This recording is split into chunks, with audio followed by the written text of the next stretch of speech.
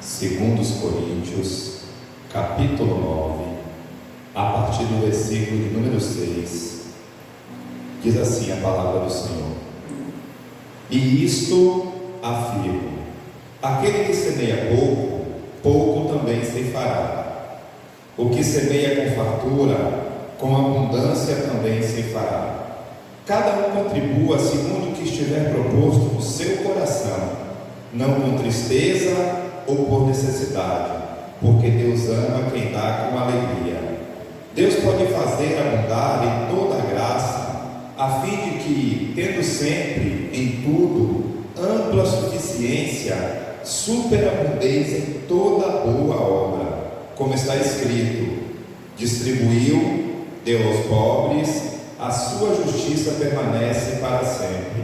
Ora, aquele que dá semente ao que semeia e pão para alimento, também suprirá e aumentará a vossa sementeira e multiplicará os frutos da vossa justiça, enriquecendo-vos em tudo, para toda generosidade, o qual faz que, por nosso intermédio, sejam tributadas graças a Deus.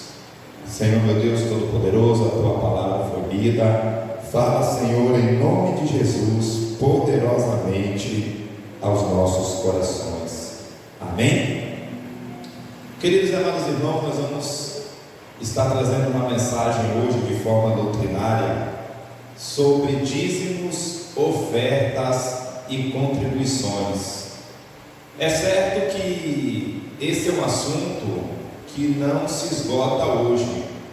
Nós ainda estaremos trazendo algumas outras mensagens dentro desse tema, para que nós possamos assim alicerçar a nossa fé e ter o conhecimento necessário para poder assim fazer a vontade do nosso Deus. É certo também que o mau exemplo de líderes religiosos tem causado muitos estragos, e muitas pessoas, inclusive crentes, servos de Deus, ficam com o pé atrás quando o assunto é trazer o dízimo, entregar o dízimo e a oferta na casa do Senhor.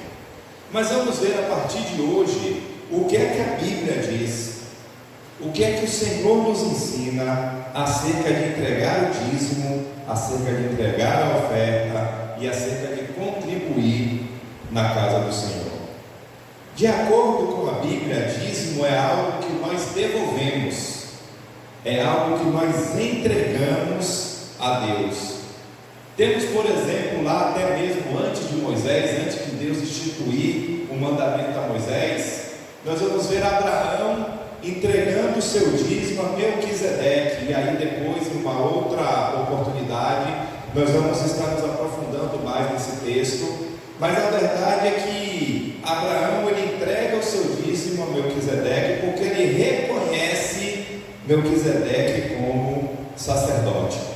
E uma observação, nós vamos ver que essa foi uma prática muito antes de Deus ter instituído o dízimo ali no Êxodo.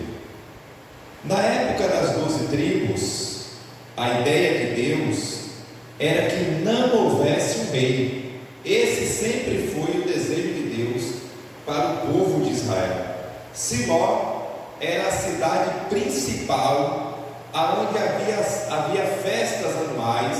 Nós estamos estudando sobre estas festas, e ali durante aquelas festas, a Páscoa era uma delas, as pessoas levavam os seus dízimos, levavam as suas ofertas, como nós vimos aqui, levavam as suas primícias e entregavam ao Senhor.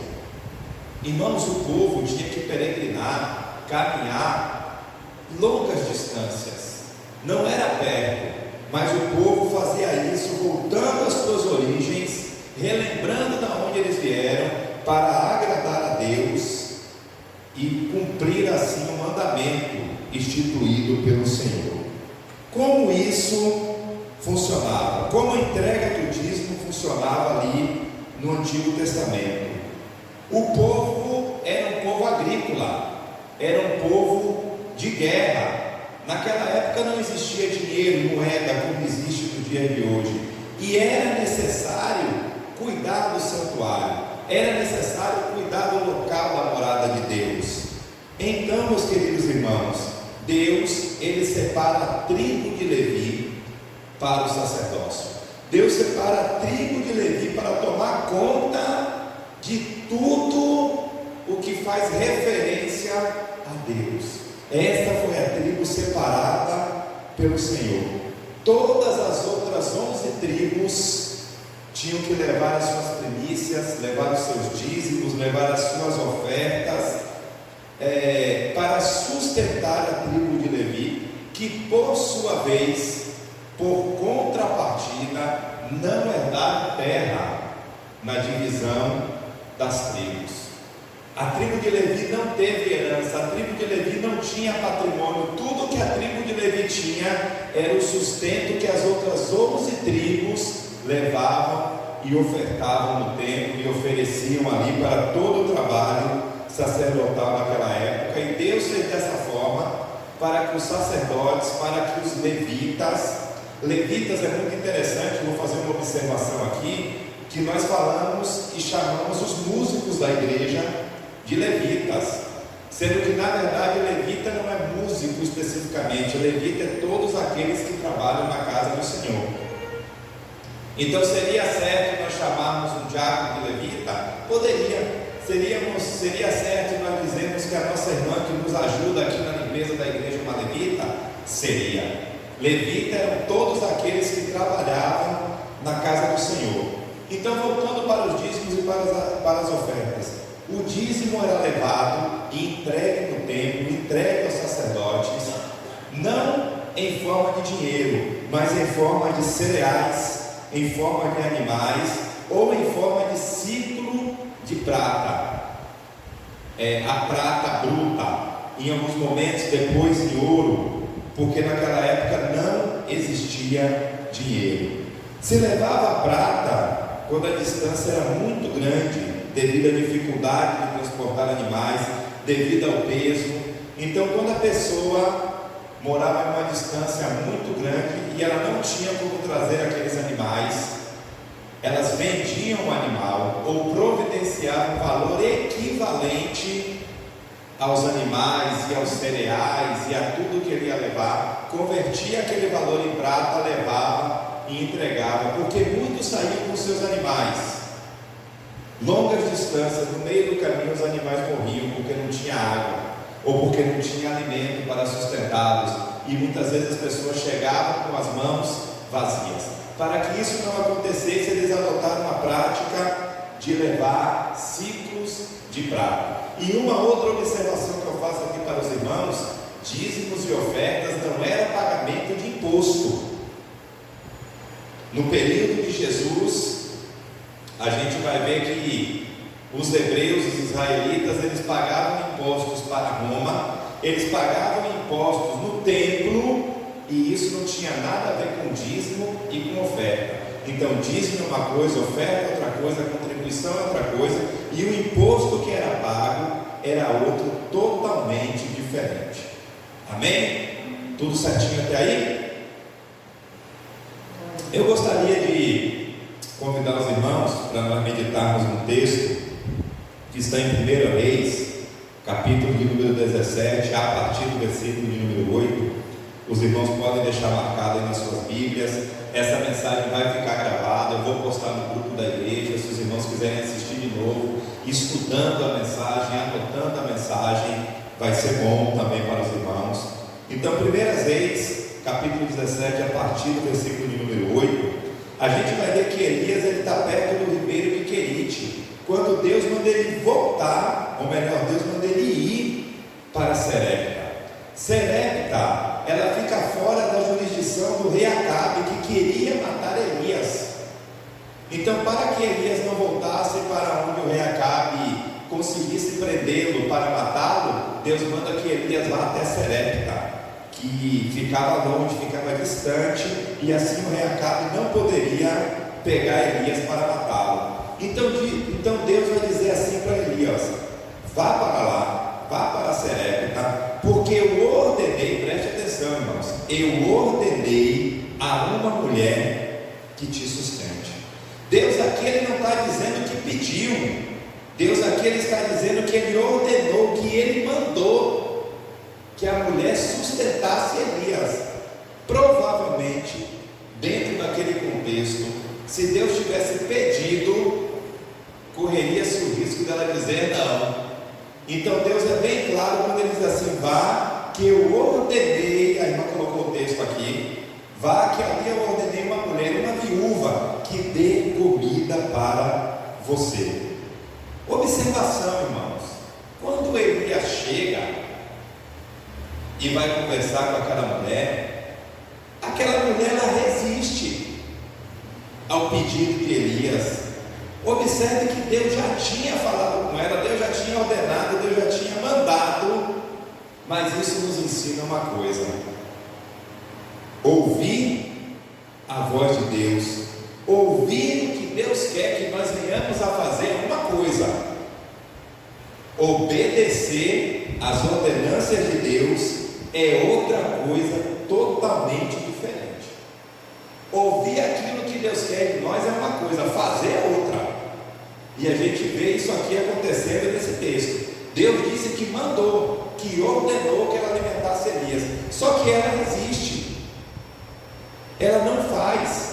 E na prática, irmãos, na verdade, na prática, a depender da situação e do momento em que nós estamos vivendo, isso é desafiador, isso nos desafia, isso nos põe à prova. Não é fácil. Quando Elias diz assim para ela: faz primeiro para mim, ela vai questionar, ela vai resmungar, ela vai colocar dificuldade, porque ela fala assim: olha quantos cavalos eu peguei, só tem um pouquinho de comida. Em outras palavras, ela está dizendo assim: eu vou tirar da minha boca e da boca do meu filho para dar para você. De jeito nenhum, de forma nenhuma. Então, irmãos, aquela mulher está dizendo assim: eu vou tirar da minha boca o pouquinho que eu tenho, e aí ela aperta mais, vou tirar da boca do meu filho para dar para você. Isso parece até covardia, né, irmãos? A gente pedir para uma mãe solteira, viúva, tirar o pouquinho que ela tem da boca do filho dela e dar para um homem que ela não conhece. Mas observe que a palavra nos fala que Deus mandou ela fazer isso. Lembre-se que Deus já havia falado com ela. Se você tem tão pouco, com certeza isso é fácil de entender. Se você não tem quase nada, com certeza isso é compreensível. Você olhar para o seu dinheirinho suado, olhar para as suas contas e olhar para o seu dízimo, olhar para a sua refeição, para o seu alimento que você está necessitando e olhar para o seu dízimo. Você olhar para a conta de água, para a conta de luz que está vencendo e você olhar para o seu dízimo. Foi exatamente isso que aquela mulher disse para Elias. Ela olhou para a situação difícil dela, de morte, para um pouquinho que ela tinha, e olhou para aquilo que Deus tinha pedido que ela oferecesse para o profeta. Aí Elias olha para ela e fala assim: vai e faça conforme o Senhor te disse, e não temas. Irmãos, você não pode temer. Se você tiver medo, se você temer, você nunca mais vai fazer as coisas para o Senhor. Se você tiver medo, se você temer, você nunca mais vai entregar o seu dízimo para o Senhor. Você nunca mais vai entregar a sua oferta para o Senhor. Você nunca mais vai contribuir para a obra do Senhor. Se você tiver medo no dia que o desafio aparecer, no dia que bater a sua porta, não tenha dúvida, você não vai mais fazer. Muitas pessoas não entregam o seu dízimo e não entregam a sua oferta por medo. Outras não entregam porque aprenderam errado, não teve um ensinamento sólido do que isso significa.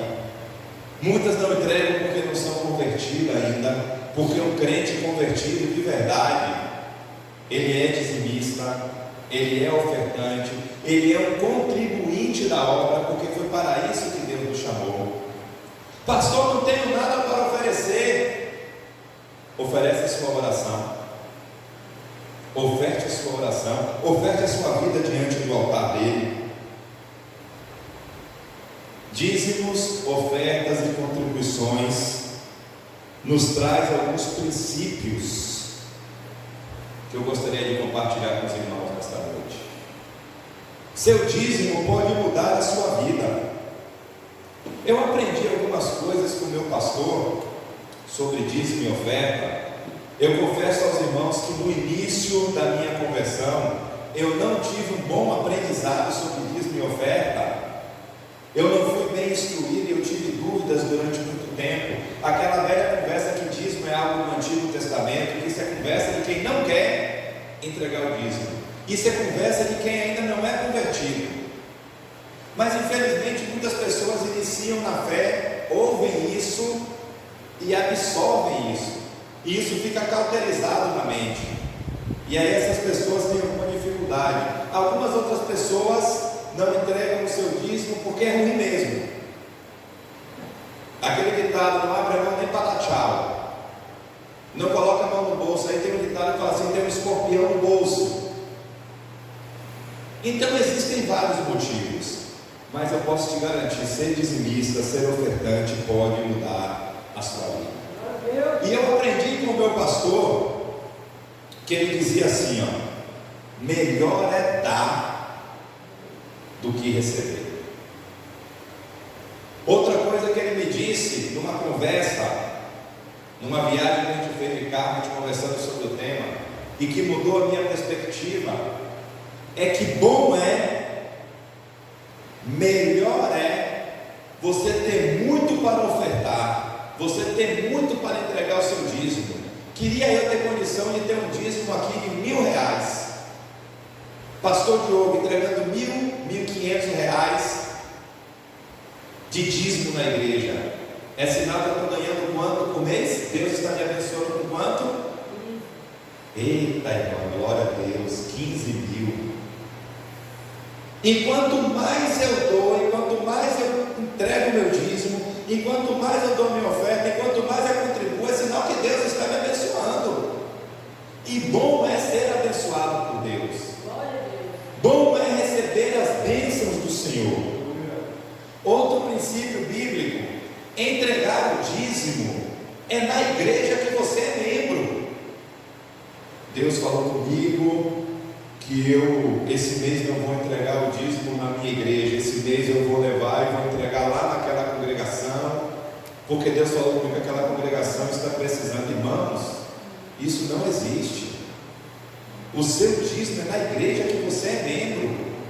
Eu, como pastor dessa igreja, não quero receber o dízimo de irmãos que sejam membros de outra igreja e que venham com essa conversa aqui. Por outro lado, nós também não aprovamos que membros da nossa igreja façam isso. Isso não é correto.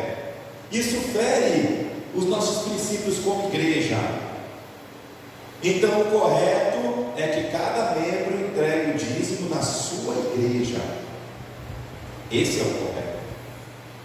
Pastor, qual é a diferença de dízimo, oferta e contribuição? Recentemente a irmã me fez essa pergunta. Irmãos, a Bíblia nos ensina que dízimo e oferta nós temos que entregar no altar. Então tudo aquilo que você entrega no altar, seja o seu dízimo, ou seja algo que você quer dar mais, a sua oferta, ou seja algo que você quer contribuir, você traz no altar, algo que você queira dar, e você traz no altar, você está ofertando. Dízimo e oferta é no altar. Deus ensinou dessa forma ao povo judeu. O povo viajava, o povo caminhava, o povo sofria, não era fácil para sair das suas casas e irem para Siló, e irem para Jerusalém posteriormente, entregar lá a sua oferta, entregar lá as suas primícias. Mas eles iam e levavam e depositavam no altar. O que eu faço fora do altar? Estou contribuindo para o reino. Contribuição. Estamos trabalhando aqui na igreja, precisou comprar alguma coisa. Eu vou ali rapidinho, compro e falo, não, estou em casa, eu pego meu carro, o irmão pega o carro dele e leva o irmão em casa, contribuindo para o reino, contribuição. Estamos contribuindo para o reino, né? Quebrou uma corda do violão, a gente vai ali, compra, coloca. Às vezes as pessoas nem sabem, tem muito isso no Ministério do Louvor. O irmão vai ali, compra uma pilha, compra uma bateria. Ele contribuiu para o reino. Dízimos e ofertas depositados no altar. Tudo que nós fizemos, comprei alguma coisa e doei para a igreja, um jogo de talher, um jogo de copo, uma panela, estou contribuindo para o reino. Pastor, entreguei no altar, oferta. Entreguei no altar, irmãos. O irmão abençoado está entregando aqui uma oferta no altar do Senhor. Oferta e dízimos no altar. Fora isso, contribuição. Estamos contribuindo com o reino. Lucas, capítulo de número 21. Vamos ver aqui outro princípio bíblico. Vai dizer que as pessoas colocam diante de Jesus um monte de moedas. Aí vem uma mulher e coloca 2 moedinhas. E Jesus vai dizer, loucura, naquele tempo era loucura, nos dias de hoje na nossa mente é loucura. Jesus vai dizer assim, ó, essa mulher que colocou 2 moedinhas, ela deu mais do que todos os outros. Pergunta para a igreja, pergunta para os irmãos, foi a quantidade? Não foi. Foi o melhor. Era o melhor que ela tinha. Era o melhor que ela podia fazer, era o melhor que ela podia oferecer. Irmãos, nós temos que fazer nas nossas vidas, seja ela ministerial, seja ela na igreja, seja ela no nosso local de trabalho, seja ela no meio social em que nós andamos, precisamos fazer sempre o melhor. O resultado muitas vezes não está nas nossas mãos, o resultado muitas vezes está nas mãos do Senhor, nosso Deus. A nossa parte é fazer o melhor. Entregue sempre o melhor para Deus. Se o seu melhor hoje é uma oração, entregue ao Senhor. É algo pessoal. Deus, o que eu tenho, o meu melhor que eu tenho é uma oração. Irmãos, um testemunho pessoal que eu poderia dar para os irmãos aqui é que a minha vida mudou financeiramente. Sabe, um giro de 360 depois que eu passei a ser dizimista fiel na casa do Senhor. Uma coisa é você, de vez em quando dá, sabe, uma oferta, uma ajuda. Outra coisa também, princípio bíblico, irmãos, dízimo não se administra. Isso é errado. Eu tenho um dízimo, meu dízimo está nas minhas mãos, mas eu quero comprar um microfone para a igreja, eu quero comprar alguma coisa para ofertar na cozinha da igreja, eu quero fazer alguma oferta para algum ministério, e eu tiro do meu dízimo, não entrego o dízimo, e eu mesmo administro o dízimo, também não é correto. Mais uma vez repito, o dízimo se entrega no altar. Quando eu faço algo porque eu quero com o meu dízimo, está errado. O correto é você chamar o pastor, você chamar a liderança e falar, pastor, o que o senhor acha, o que a igreja acha da gente adquirir alguma coisa assim, tal. Essa é a forma correta de se agir. Não é alguém querer administrar o seu próprio dízimo dentro da casa do Senhor. Isso também não é correto. Tem um testemunho de um pastor que ele foi pregar um culto no lar. Pregando no culto no lar, ele pregou, a mensagem que ele levou foi Mateus 14:22, que diz assim o texto, logo a seguir Jesus fez com que os seus discípulos entrassem no barco e fosse adiante para o outro lado do barco, enquanto ele despedia as multidões. Algumas versões mais antigas vão dizer que logo a seguir Jesus mandou os seus discípulos irem. Inclusive foi a versão que esse pastor pregou, leu na sua Bíblia no dia em que ele pregou a mensagem no culto na casa dessa irmã do lado. Irmãos, quando terminou o culto, a irmã, meia constrangida, comunicou que ela não tinha nada para oferecer para os irmãos, nenhum tipo de alimento, nenhum cafezinho, ela não tinha nada, ela estava passando uma situação difícil. Ela pediu aquele culto no lar para que os irmãos a ajudassem em oração, e o pastor disse que imediatamente o Espírito Santo falou ao coração dele que ele desse como oferta. A igreja naquele dia era na casa da irmã, a igreja onde nós estamos, presta atenção nisso. Hoje nós estamos reunidos aqui, a igreja é aqui. Se nós formos fazer um culto na casa de um dos irmãos, a igreja vai ser a casa do irmão. E o Espírito Santo falou ao coração daquele pastor que ele tirasse tudo que ele tinha na sua carteira e desse como oferta para aquela irmã. E Deus também falou ao coração de alguns outros irmãos. Só que o pastor disse que ele não queria dar porque era o único dinheiro que ele tinha. Ele ainda falou assim: sabe esses homens que gostam de andar com dinheiro no bolso, o dinheiro todo no bolso? Não gostam de deixar debaixo do colchão em casa para a mulher não pegar e não gastar? O pastor disse: era eu. E agora Deus mandou eu dar de oferta, chamar ela aqui no altar e dar de oferta, e fez isso com alguns outros irmãos. E ele tirou o único valor que ele tinha e ofertou para aquela irmã. Sabe qual é a lição que nós tiramos dessa história, que foi uma história verdadeira, irmãos? Que nem sempre entregar o dízimo, nem sempre dar uma oferta, nem sempre contribuir com o reino é fácil. Nem sempre a gente quer. Às vezes pegar o nosso dízimo e trazer aqui é duro. Pegar a nossa oferta é duro. Contribuir com alguma coisa pesa aos nossos olhos. Às vezes a gente não quer mesmo.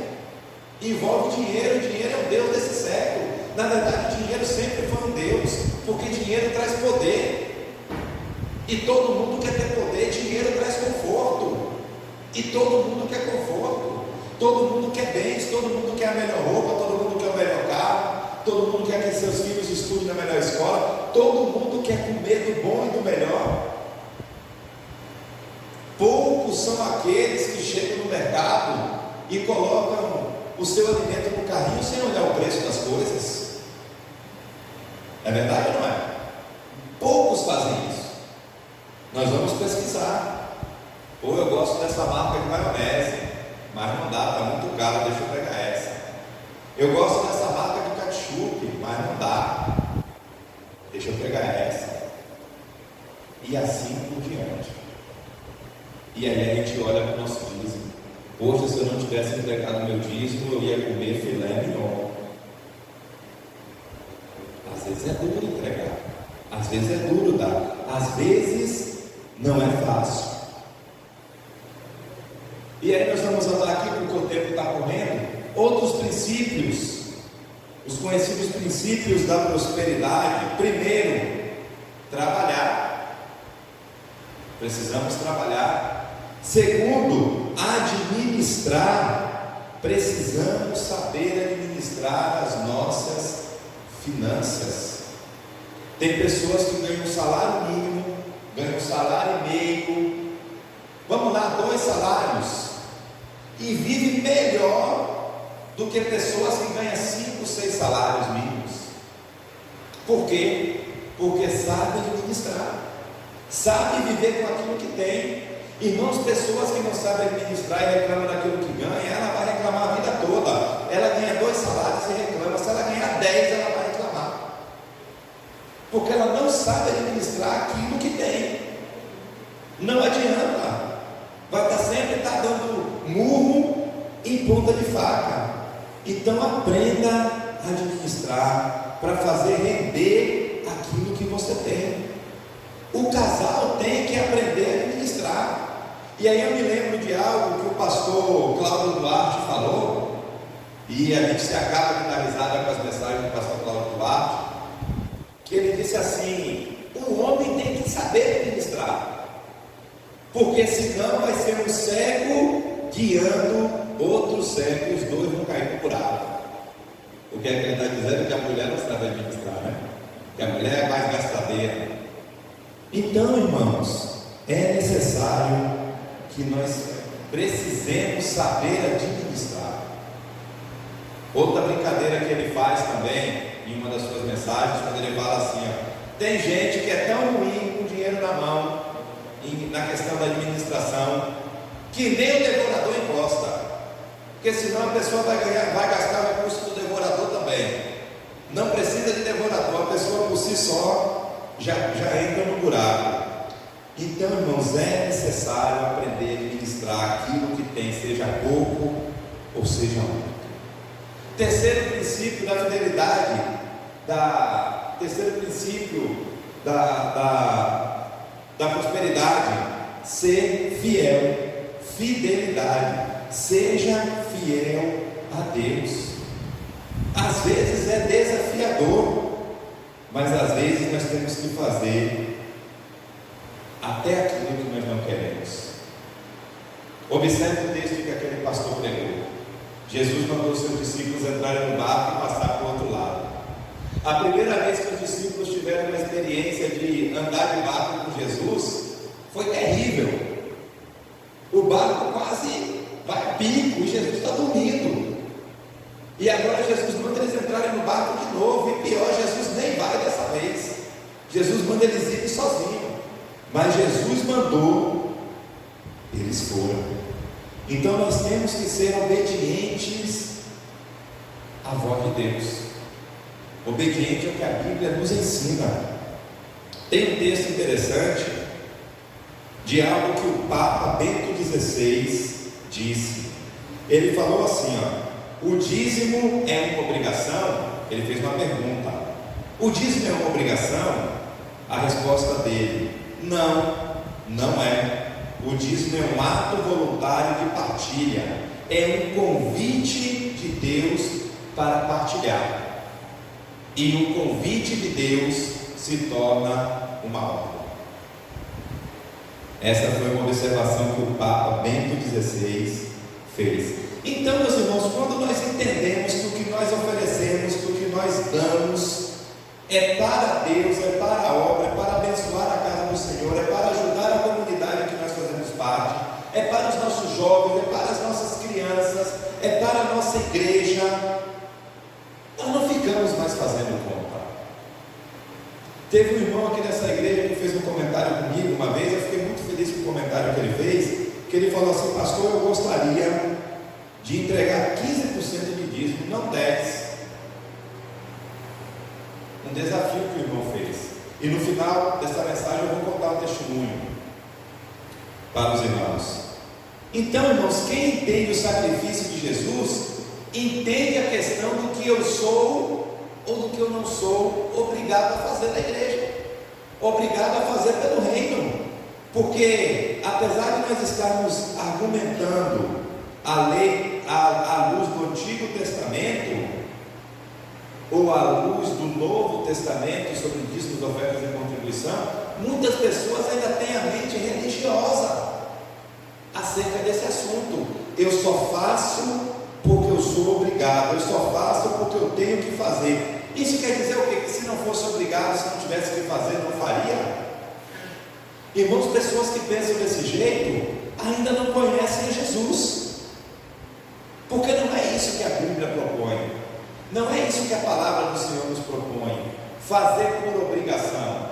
Nós lemos o texto aqui em 2 Coríntios: façam com alegria o que está proposto no seu coração, não por obrigação. Nós não somos obrigados a fazer nada. Eu não tenho e nunca tive o pensamento de que eu sou obrigado a entregar o meu dízimo, e de que eu sou obrigado a entregar a minha oferta, e de que eu sou obrigado a contribuir. Eu nunca tive esse pensamento acerca do dízimo e da oferta. Também não participo do pensamento e não concordo daqueles que pregam e que dizem que quando nós não entregamos o nosso dízimo, quando nós não ofertamos, quando nós não contribuímos, nós estamos roubando a Deus. O contexto ali era outro, totalmente diferente. Mais à frente nós vamos ver sobre isso. Não partilho dessa ideia.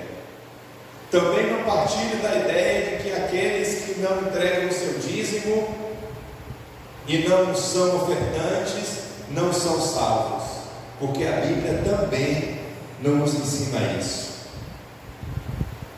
Não somos obrigados a fazer nada. Quando nós pensamos no reino de Deus e usamos a palavra obrigação, nós ainda não entendemos o que Deus quer de cada um de nós. Então, meus queridos irmãos, a grande pergunta: qual é o propósito do dízimo? Para o que é que serve o dízimo? E observe que nós estamos aqui ainda falando de Antigo Testamento, vamos chegar lá. Para que serve o dízimo? Primeiro, motivo religioso. Malaquias capítulo 3, versículo 10 vai dizer assim, tragam todos os seus dízimos à casa do tesouro, para que haja mantimento na minha casa. Então, o primeiro motivo do dízimo e da oferta é dar manutenção na casa do Senhor, é fazer com que a casa do Senhor fique assim, bonita, pintadinha, né? Quando chove não molha, quando faz sol não esquenta, e a gente vai fazendo as melhorias, vai comprando cadeira e vai melhorando. Manutenção na casa do Senhor. Segundo motivo, o motivo social, que sempre existiu no meio do povo de Deus. Deuteronômio, capítulo de número 26, versículo 11, vai dizer assim, você se alegrará, você será feliz, e os levitas se alegrarão, e os estrangeiros que moram na sua casa se alegrarão com o bem que Deus tem feito por vocês. Irmãos, quando Deus quer abençoar a igreja, e através da igreja, através do trabalho social da igreja, Deus quer abençoar outras pessoas, Deus usa você. Deus derrama chuva de bênção do céu sobre a sua vida, para você abençoar a igreja. Aquele patrimônio que você está lá, que você quer vender, Deus vai te abençoar, você vai vender. Aquele recurso que você está esperando, Deus vai te abençoar, o recurso vai vir. De alguma forma Deus usa você, Deus vai te dar um emprego, um bom emprego, para você ajudar a sustentar a obra do Senhor. Quando Deus quer abençoar a igreja, Deus usa eu e você para isso. Terceiro motivo, o motivo sacerdotal. Como nós já vimos aqui, como nós já falamos, os dízimos e as ofertas sustentavam os sacerdotes, os levitas, a tribo de Levi, no Antigo Testamento. E aí você pode falar agora assim para mim: pastor, tudo isso que o senhor falou é muito bom, eu entendi tudinho, mas o senhor está falando do Antigo Testamento, que é um argumento que muitas pessoas usam acerca do dízimo e da oferta. É lá no Antigo Testamento. Mas, irmãos, presta atenção numa coisa: esse código moral que nós falamos aqui, esse código civil, esse código religioso que nós estamos falando, que nós estamos tratando aqui, sobre os motivos do dízimo e da oferta, todas essas regras, elas ainda se aplicam para a igreja, porque não é tudo que está no Antigo Testamento que se aplica para a igreja, mas nós pregamos o Antigo Testamento. O Antigo Testamento faz parte da história de Deus, e o código moral de Deus, ele não mudou. O código moral de Deus, ele ainda está sobre a sua igreja. E aí nós vamos ver isso aqui, e todo esse processo, e nós vamos entender tudo isso aqui agora. Prestem atenção. Jesus vem, morre, ressuscita, vai aos céus. Na festa de Pentecostes, nós vimos isso aqui nas festas judaicas, o Espírito Santo desce, e ali a igreja é inaugurada no livro de Atos dos Apóstolos. Ali a igreja começa, ali a igreja é fundada. Os irmãos, quando a igreja é fundada, eles não precisam de dinheiro para manter a igreja. Não existia igreja como nós temos hoje, os templos. As pessoas se reuniam nas cavernas, as pessoas se reuniam nas grutas, as pessoas se reuniam nas ruas, as pessoas se reuniam nas casas uns dos outros. E assim começa a igreja. Só que em um dado momento, a igreja cresce. Em um dado momento da história da igreja primitiva, a igreja se desenvolve. As pessoas começam agora a se reunir, não em suas casas, não em caverna, não em gruta, mas em espaços como esse que nós estamos aqui, comunitários, cabe mais pessoas. E agora a igreja instituída volta a existir as demandas que outrora existiam no templo lá atrás. As demandas sacerdotais, porque agora eu vou precisar de alguém que se dedique à palavra, eu vou precisar de alguém que ore, eu vou precisar de alguém que vá nos funerais, eu vou precisar de alguém que cuide da igreja, eu vou precisar de alguém que trabalhe na igreja. Então voltam para a igreja, agora a igreja de Jesus, as demandas sacerdotais. Volta também para a igreja a demanda social, que essa demanda social na verdade nunca deixou de existir. A demanda social de ajudar outras pessoas sempre existiu. E voltam a existir novamente as demandas religiosas, que é a manutenção do templo.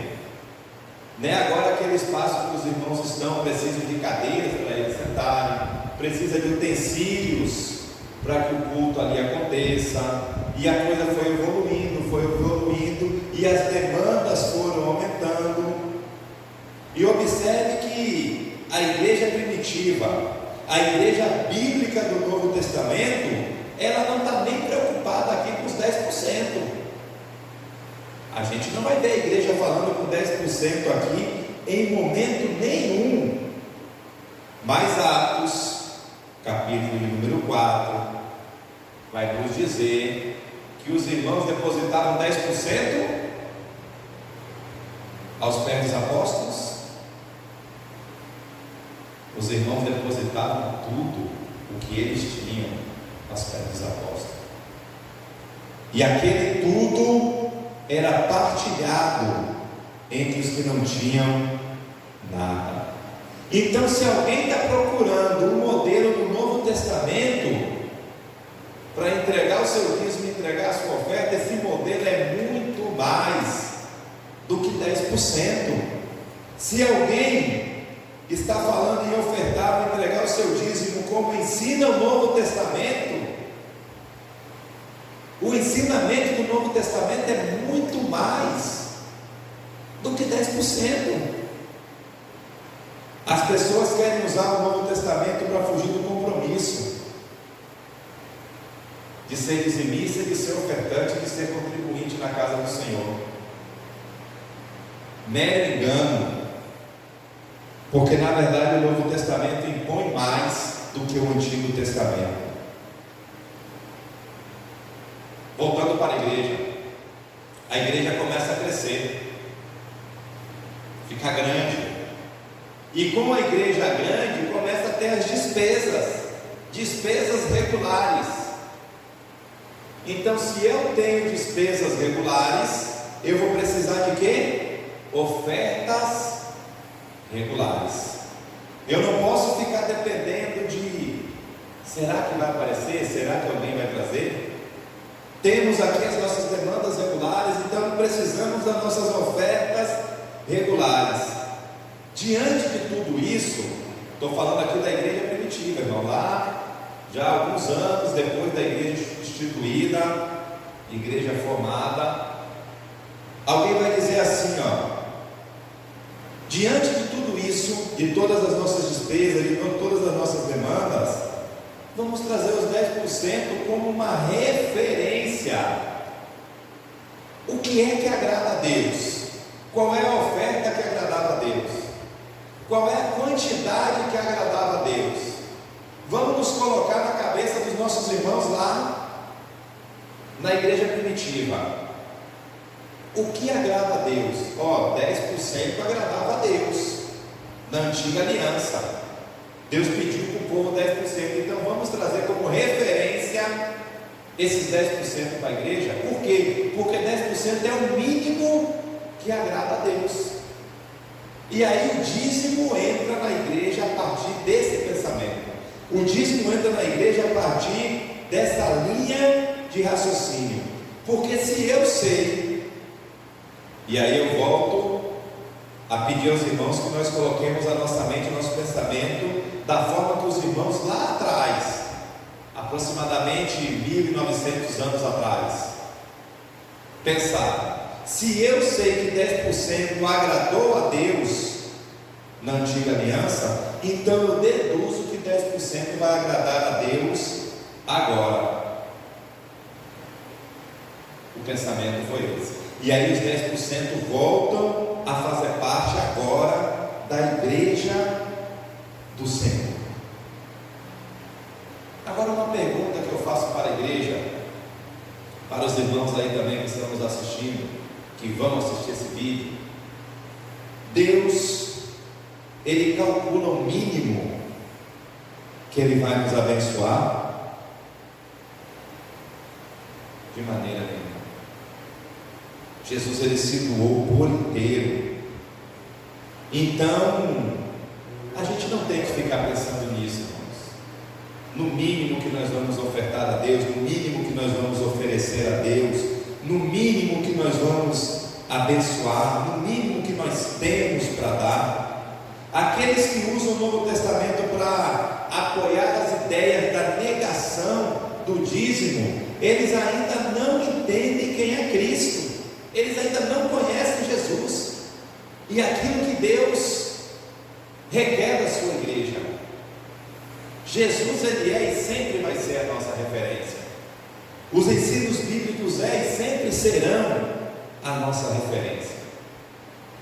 Tem um texto de Paulo em 2 Coríntios, capítulo 8, de 1 a 5.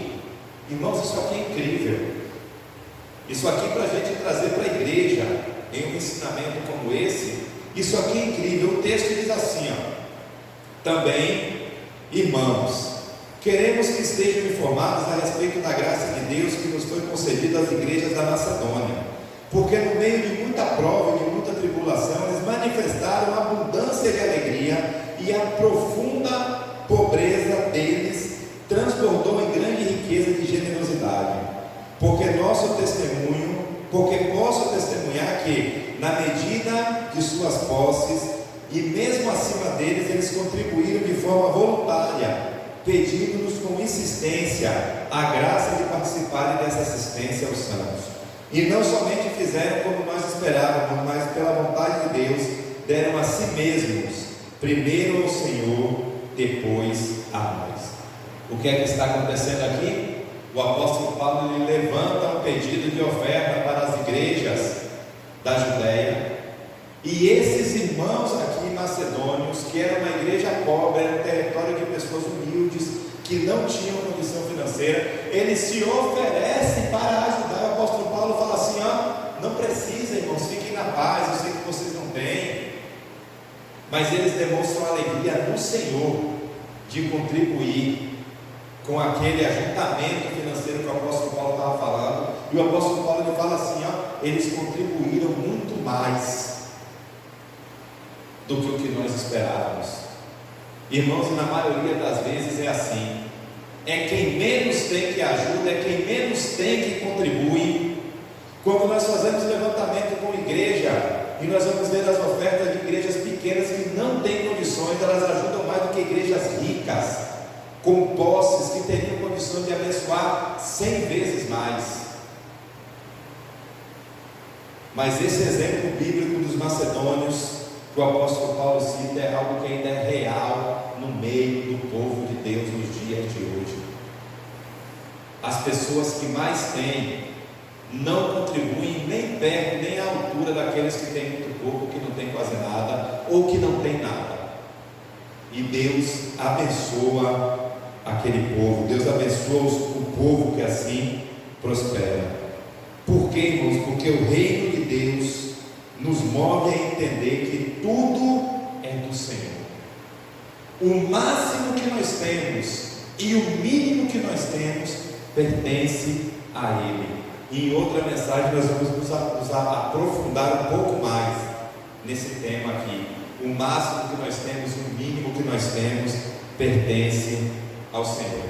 Para nós finalizarmos, o horário já chegou ali, eu gostaria de falar com os irmãos de mais dois pilares acerca dos dízimos e das ofertas. Primeiro pilar, generosidade. Devemos nos mover com generosidade, não por obrigação ou por barganha. Aquela oração: Senhor, eu vou abençoar e o Senhor vai fazer isso por mim. Senhor, se o Senhor me abençoar, eu faço isso pelo Senhor. Não faça isso. Isso é barganha. Deus sabe o que você vai fazer e o que você não vai fazer.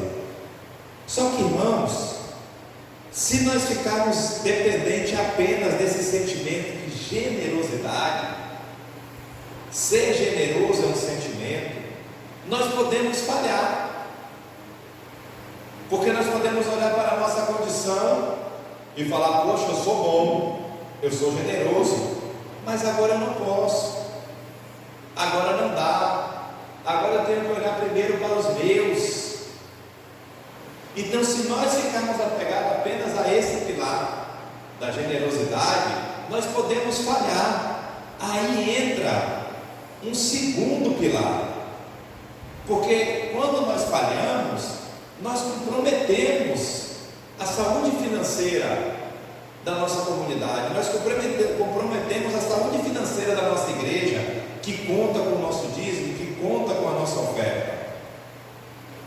Aí vem o segundo pilar, que é o pilar da fidelidade, porque minha vontade pode falhar, mas aí entra o meu compromisso. Eu posso não querer, pode não ser bom, pode doer, mas eu estou comprometido com a causa, então eu faço, porque eu tenho compromisso com aquilo que eu acredito. Por quê? Porque a minha igreja precisa pagar as contas, a minha igreja precisa abençoar aqueles que são necessitados e que contam com a bênção do Senhor. A minha igreja precisa contribuir com missões, que é o mandamento do Senhor. E a Bíblia fala que nós podemos contribuir como? Orando, indo ou enviando. Nós oramos, aqui não tem ninguém que vai, mas nós contribuímos com o suporte financeiro, dentro daquilo que está nas nossas condições.